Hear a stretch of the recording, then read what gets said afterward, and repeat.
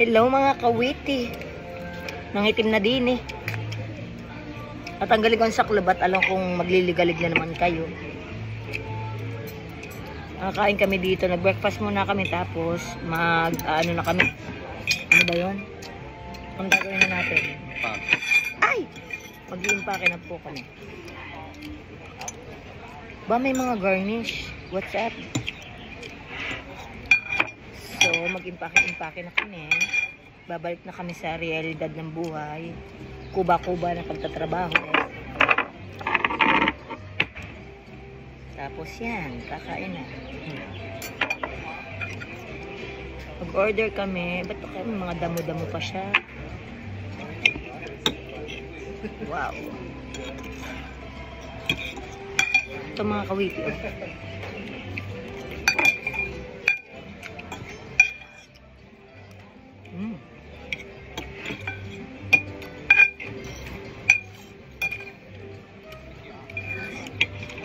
Pag pumunta kayo dito sa Hawaii, punta kayo dito. Order nyo Loco Moco. Sarap. Sa tropical bar and grill. Sarap talaga. Grabe ang sabi ng mga kawit yun. Malaking burger steak. Tapos May ikay doon dyan. tapos may itlog sa ibabaw. Tapos meron siyang sauce na nakaiba yung sauce niya eh. Parang gravy.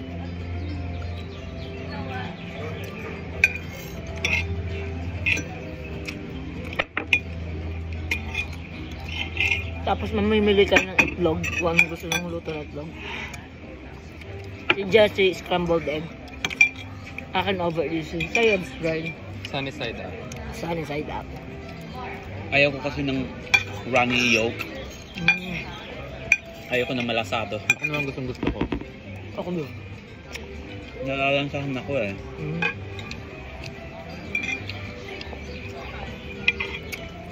Eh pag runny nose. Doon. Ang sarap ng rice COVID nila. yun. May spam. Mga kawiti kung pupunta ko dito. Must try. Complete meal, solid. Complete meal talaga. Kung halimbawa mag-start kayo ng activity, mag-breakfast muna kayo dito. At it will hold you until 2 o'clock or 3.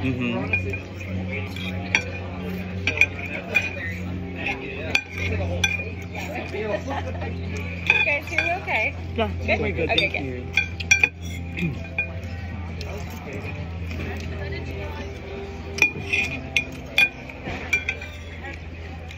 Tapos nagpunta din kami dun sa Japanese shrimp. Yung masarap din yun, in fairness. Doon napaiyak si Kawite. Tinodo nila sa Kawiti doon.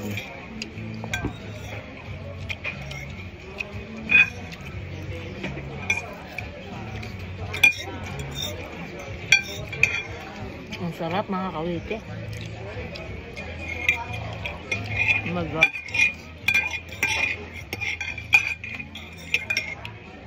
Kaya natin itong gayahin sa bahay. Yeah, i-replicate.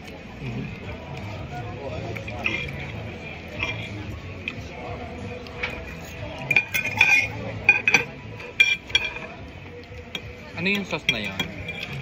This one will be soy sauce, oyster sauce. Na ginawa lang.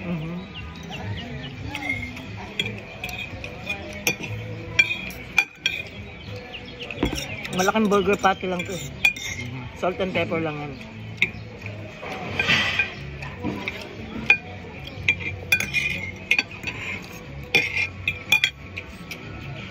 Masarap mga kawit lang. It's 8 ounces. It's like double what we serve at Juicy. This one. Oh, Almost. Yeah. Wala kayong Double. gantong nano, no?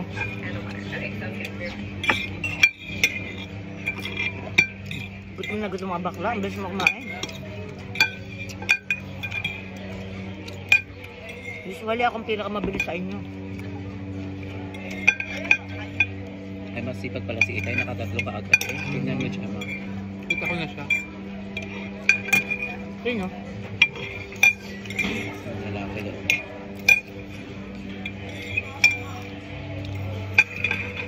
May kaya yan kasi makakapagbakasyon kasama lahat.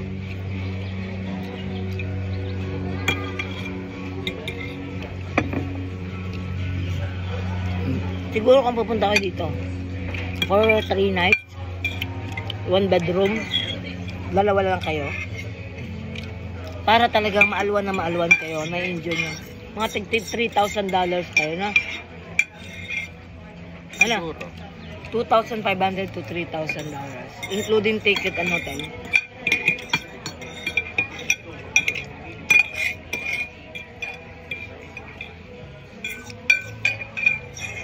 Nakadepende na sa activity na paggawin. Kasi Oo. may ibang activity na mahal. Tama. Oop. May langa. Tama mga kawiti. Depende kung gusto nyo pero yung luwaw, kailangan puntahan nyo. Maganda yun. It's a must. Mm. Yung luwag experience it. Tapos, check nyo muna ang weather. Because it gives you an idea, a better idea of their culture.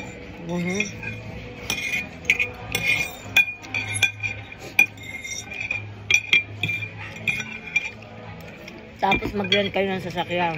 Pag pupunta kayo ng Pearl Harbor, dumalatso na kayo dun, may nabibili ng ticket Oo. doon. Huwag kayong pupunta. Huwag kayong mag-agency, huwag ano. Huwag kayong Kasi, kuman ng tour. kasi pag gumawa kayo ng tour, buong araw kayo dun. Hindi, Kasi you have to wait with a group. yeah. You can't leave whenever you want kasi may sasakyan kayo. Nasusundo sa inyo. But then, Pero, agahan nyo kasi, I don't know kung every ano yung alis ng bangka punta sa Pearl Harbor. every hour. Every hour. 1:15, 12:15, 10:15. I don't think it's every hour kasi 15 minutes lang tayo dun eh. At saka mayroon silang 2 bangka. I would say mga every 30 minutes. Yeah, probably. Siguro. Oh, yun mga kawiti ang kailangan nyo. Ano Kasi yan. madalas eh. Tapos ano kayo, madaming pupuntahan pa dito mga kawiti. Ang dami magagawa dito. Madami magagawa. Pero mas the best kung 1 week kayo di, 5 days, no? Yeah. 1 week. At least 5 days. At least 5 days. Yeah. Kung kaya, kung afford ang 1 week, go for it. Correct. Tapos ano pa ba? Malapit na kayo sa mga mall kung gusto magdala kayo ng extra na pera to check out the outlet kasi mababa ang presyo dito sa Hawaii. Ng mga gusto yung mga Louis Vuitton, mababa din ang mga tax. Yeah, Yung mga- 4.7. Depende kung saan kayo nakatira, pero dito sa Hawaii, 4.5 lang, 4.7 ang tax nila. Kaya Like, sabi ko, kahapon nandun ako sa store. Kasi nag-worry ako na bibigat ang bagahe ko. So sabi ko, pwede ko bang bilhin, tas ship nyo sa akin. Ah, Kasi nakatira kami sa LA. So sabi nung store manager, then you will not get the tax. Your tax You will- will be your you- state tax. because they base it off your zip code. Yeah. So yun mga kawiti, maganda din yung mga mamili dito. Kasi yung mga alak dito, mura. Hindi siya mura, pero walang... So what you can do is, kung walang talagang sobra-sobra na yung luggage mo, you ship it yourself. Pwede. It's still gonna cost that like that. No, but you're not gonna declare what's in the package. You know, like ibabox mo siya, tapos ikaw na mismo maghuhulog at ipapadala mo sa address mo. Kano mga kawiti? But I don't think it's gonna make your suitcase too heavy, Jam. No. Lagay mo sa akin. Maglagay ako sa kanya ng ibang damit pag sinabing, hi, heavy. Anyway, Nakalagay pala less than dyan na kayo 100. mga kawiti. Kami magre-ready 100. na. Oh. Mag-i-impake pa kami at alis na kami ng 11 dito. Diretso kami ng airport. Ay, sasoli pa muna sa sakyan. Diretso na airport. Tapos balik na kami ng kanila. Doon na din. Itutugo ko to. Doon ko tatapusin sa Okay. airport. Hindi ko na maubos eh. Busog na ako. Ang sarap ah. Okay, bye-bye mga kawiti. Ikaw See you. hindi mo na naubusin sa'yo.